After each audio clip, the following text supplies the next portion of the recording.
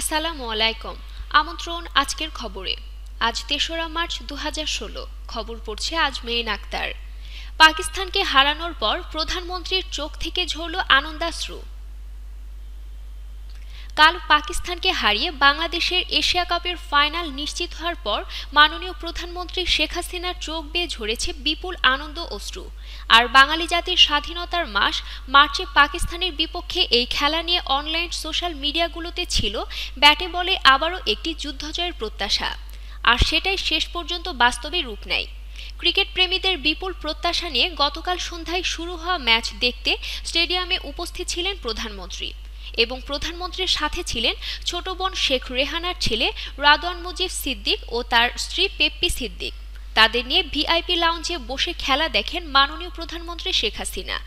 আর এরই সাথে খেলার ফাঁকে ফাঁকে স্টেডিয়ামের বড় পর্দায় দেখানো হচ্ছিল প্রধানমন্ত্রীকে। নিরাপত্তার ঘেরাটোপ পেরিয়ে স্টেডিয়ামের সবার সাথে মিশে যেতে না পারলেও আবেগ আর অনুভূতিতে সবার সাথে মিশে যান জাতির জনক বঙ্গবন্ধু কন্যা শেখ হাসিনা। সরকার প্রধান এবং রাষ্ট্রপ্রধানদের আবেগ প্রকাশে সাধারণত রাগঢাক থাকলেও জাতির জনকের কন্যা প্রধানমন্ত্রী আবেগকে আনুষ্ঠানিকতার মাঝে চাপা দিয়ে রাখেননি। আর এই দিনে তিনিও সামিল হলেন সবার সাথে, হাসলেন এবং কাঁদলেন, তার সাথে সাথে দেশের পতাকা উড়ালেন। কখনো কখনো আবার উচ্ছ্বাসে হাতে তালি দিয়ে উঠলেন।